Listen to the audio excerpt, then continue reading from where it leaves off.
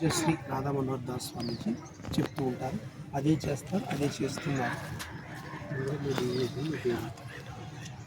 నేను ఒక సామాన్యమైనటువంటి ఆయన ఫాలోవర్ని. వారికి అశేషంగా లక్షలు దాటి కోట్లలోనే 2 తెలుగు రాష్ట్రాల్లో ఉన్నారు. మహారాష్ట్ర, మధ్యప్రదేశ్, ఛత్తీస్గఢ్ వెళ్తే అక్కడ గుర్తుపడుతున్నారు, అక్కడ ఫాలో అవుతున్నారు ఆయన్ని. కాబట్టి అలాంటి కోట్ల ఫాలోవర్లో నేను ఒకరిని. నా పేరు శ్రీకృష్ణ, నేను న్యాయవాది.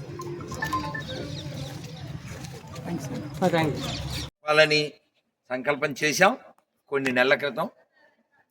దానికి తగ్గట్టు కృషి చేశాం.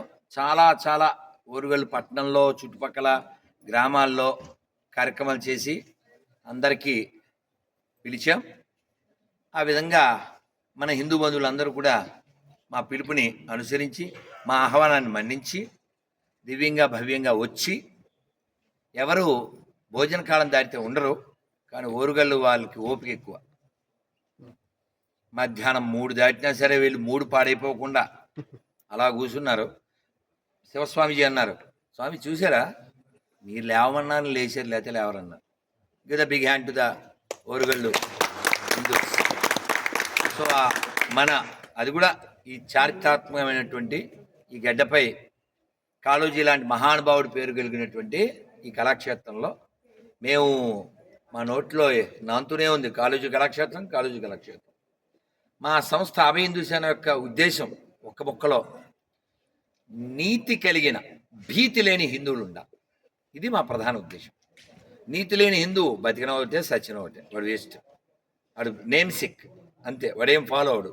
అందువల్ల అట్లా ఫాలో అవ్వకుండా, ఫాలో అయ్యేవాడు కాకుండా టాల్ నిలబడేవాడు కావాలి. అటువంటి ధైర్యం కలిగిన హిందువులు మన పూర్వీకులు. రాను మన వాళ్ళు రకరకాల కారణాలు, మత మార్పుల వల్ల దిగజారారు.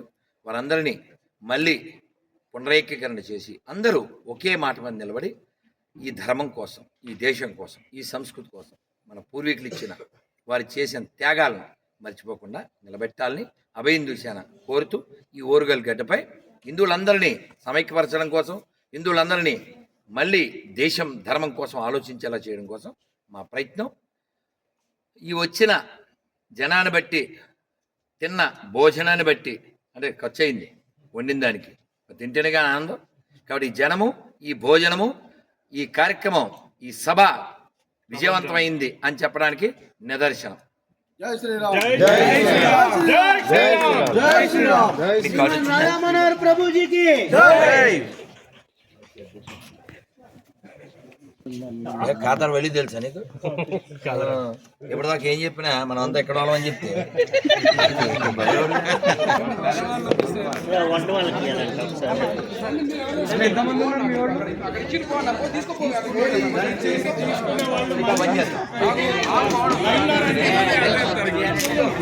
మళ్ళీ